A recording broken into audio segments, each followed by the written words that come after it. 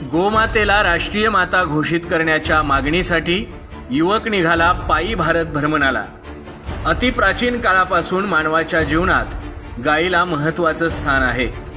गाय हिंदू धर्मात अत्यंत पवित्र व पूज्य मानली जाते, म्हणून तिचं रक्षण करणं हे प्रत्येक हिंदूचं कर्तव्य समजलं जातं।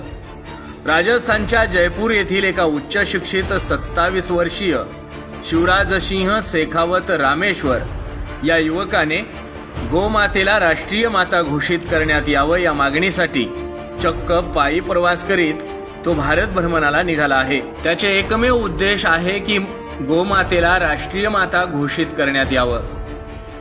आज तो केळापूर येथील प्रसिद्ध जगदंबा माता मंदिरात आला असता आमच्या न्यूज लोकनायकचे प्रतिनिधी विक्की देशेट्टीवार यांनी त्याच्याशी संवाद साधला।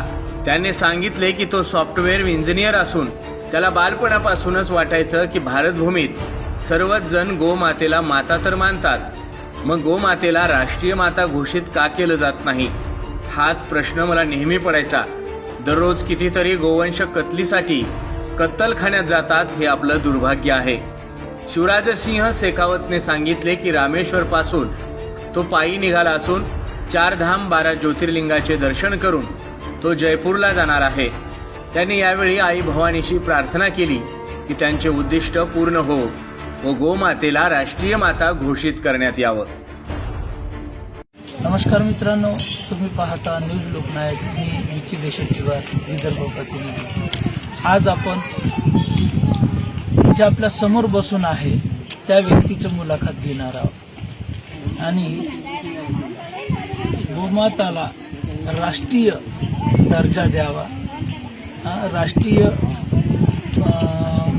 राष्ट्रीय माता घोषित करावं या संकल्पना घेऊन यांनी संपूर्ण भारताचं भ्रमण करण्यासाठी पदयात्रा काढली आहे।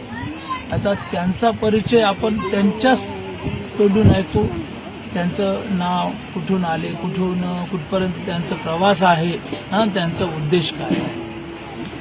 नमस्ते सर जी। जय श्री राम। जय श्री राम। जय गौ माता।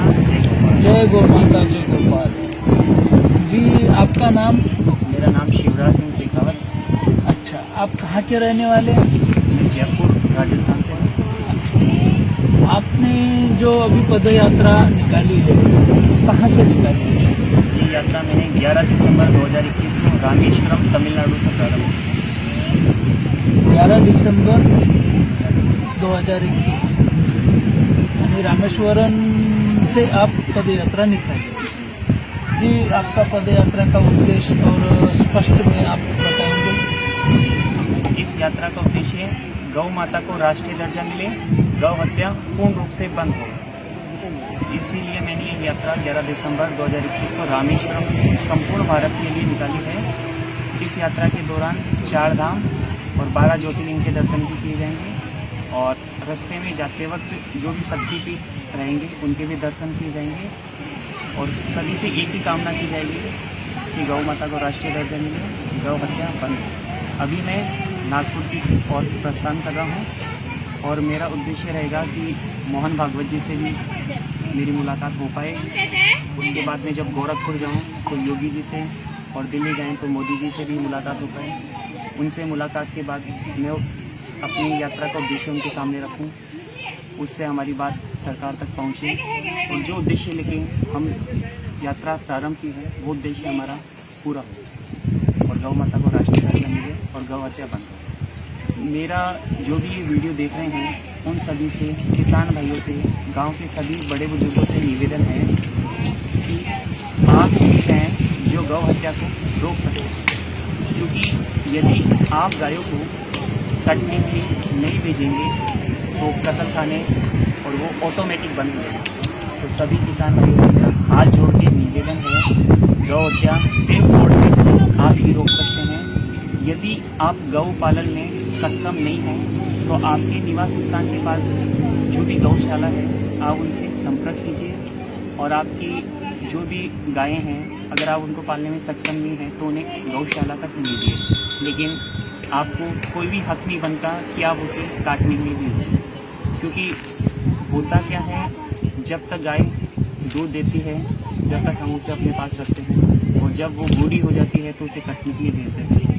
तो ये हमारे को कुछ भी हक नहीं है, किसी ने हमको हक नहीं दिया कि हम किसी की जान लें।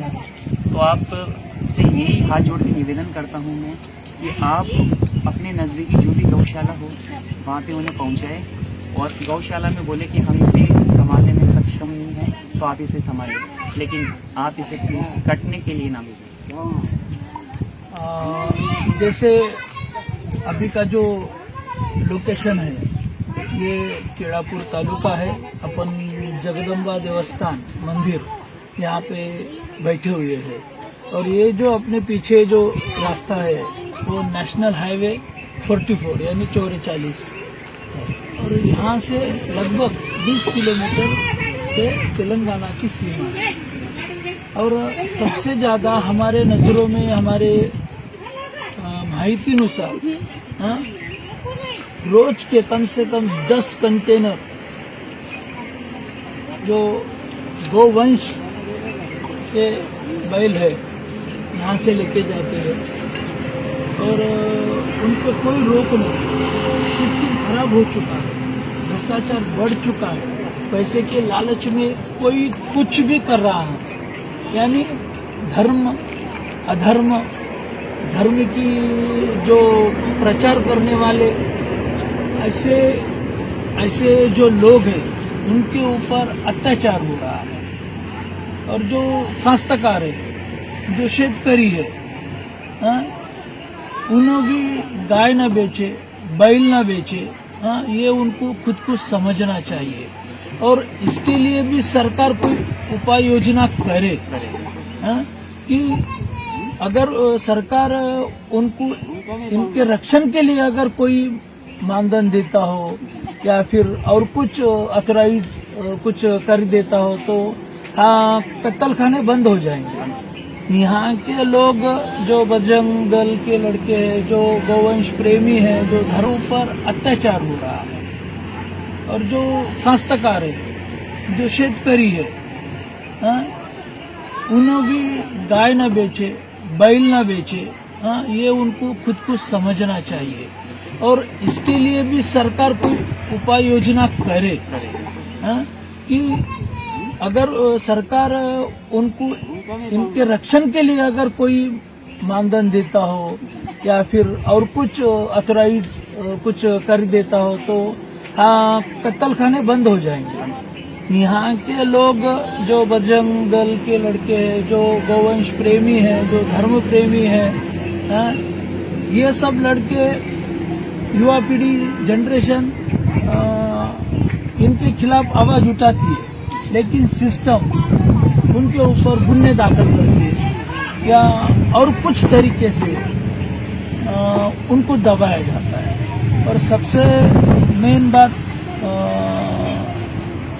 शेखावत जी आपने जो पद यात्रा निकाली हमें बहुत अच्छा लगा, और जो यहाँ से ये चैनल से जो भी कुछ वीडियो लोग देखेंगे समझेंगे, मैं यही उम्मीद करता हूँ कि आपकी दिल की मुराद और हमारे दिल की मुराद पूरी हो। और जो सरकार है आजकल जातिवादी को ज़्यादा राजकारण कर रहे हैं, विकास का कोई नाम नहीं लेता, और उसमें आप जैसा युवा पीढ़ी आप ऐसी भी जिंदगी कैसे भी काट सकते थे, नौकरी ये वो, ये जो धर्म का प्रेम है। मैं सॉफ्टवेयर इंजीनियर, अच्छा, आप अपना बारे में जरा बताएंगे। मैं सॉफ्टवेयर इंजीनियर हूँ, मैं बीटेक कंप्यूटर साइंस से हूँ। हाँ जी, मैंने 2 साल वेब डेवलपमेंट में काम किया, और अच्छा। अभी लास्ट 3 साल में high tech mineral and chemical company में जॉब करता था। हाँ। और जब मैंने यात्रा किया सेम डे मैंने रिजाइन किया। देखो, एक बीटेक इंजीनियर शेखावत सर और गोवंश प्रेमी प्रचारक जैसे एक वेल एजुकेटेड पर्सन अपनी जिंदगी कैसे भी निकाल सकते थे। आराम से 1.5-2 लाख रुपए पगार होती थी, लेकिन इनको नौकरी से खुद इन्हें रिजाइन करके और अपने गौ माता को राष्ट्रीय पशु माना जाए, माता माना जाए और राष्ट्रीय माता माना जाए, ये संकल्पना लेके पूरे भारत भ्रमण कर रहे हैं। और जैसे आपके बारे में सुना है, हमने न्यूज चैनल और पेपर में भी पढ़ा है, मैंने खुद सोचा था कि सच में आपसे मुलाकात हो सके या नहीं, लेकिन भगवान ने वो मुलाकात करके दिया। हमारे चैनल में आप इंटरव्यू दिए और सवाल जवाब वो बारे में भी हमें बहुत अच्छा लगा। और क्या बोलना चाहते हैं आप? मैं आपके चैनल के माध्यम से बस यही बात पहुंचाना चाहूँगा लोगों के बीच में कि ज़्यादा से ज़्यादा जागरूक और जो हमारा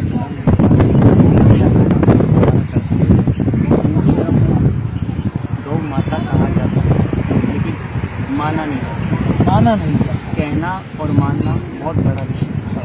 कहने को हम बहुत कुछ कहते हैं, लेकिन कहना आप जो कह रहे हैं और आप उसको मान रहे हैं, ये सबसे बड़ी चीज़ है। हम बोलते हैं कि गौ माता है, गौ माता में सभी देवी देवताओं का निवास है।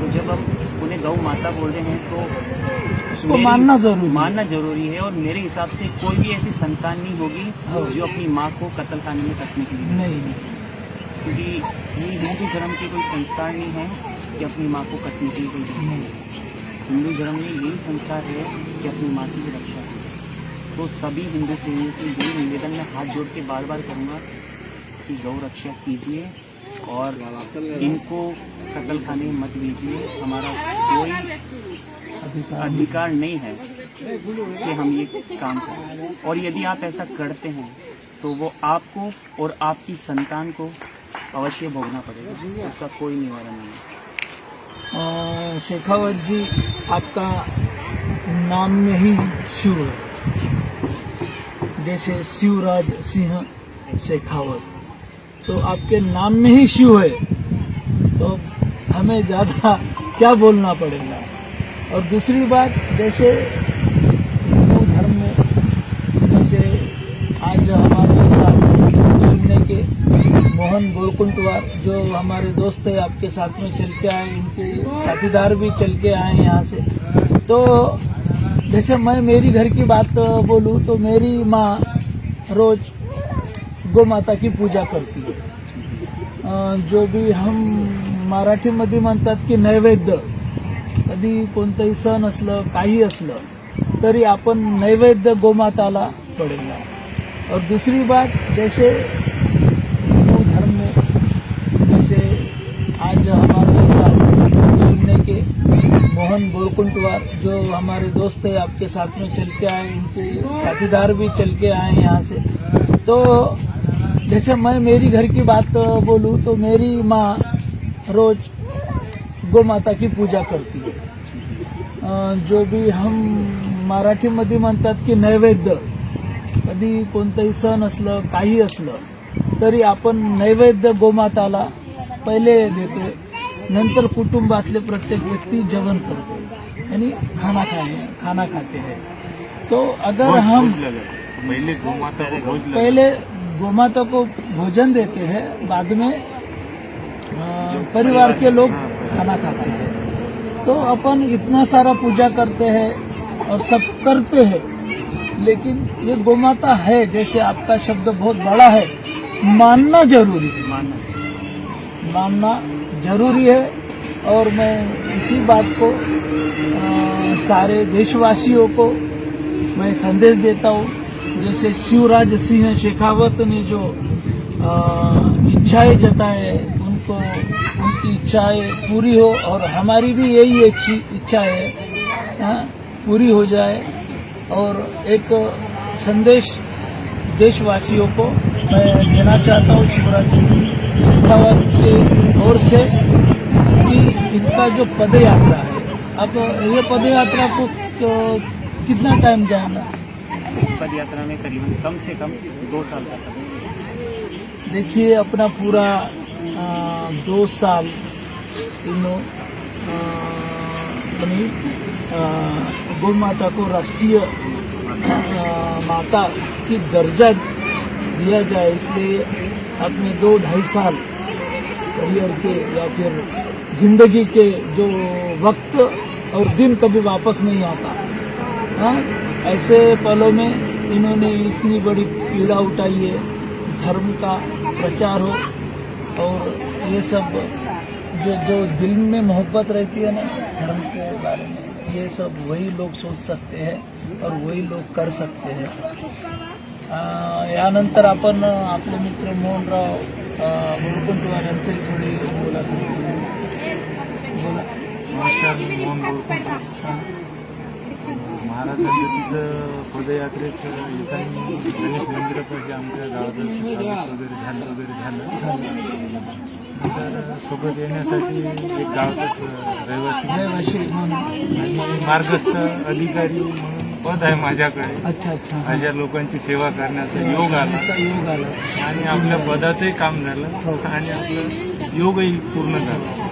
त्यांचं उद्दिष्ट लवकरात लवकर पूर्ण हो अशी ईश्वरचरणी प्रार्थना करतो आणि माझे धन्यवाद. एकदा आपण पुन्हा शिफायत सरांसोबत गर्जना करू. हं? जय श्रीराम. जय श्रीराम. जय गौ माता. जय गौ माता. जय गौ माता. जय गोपाल. जय जय गौ माता.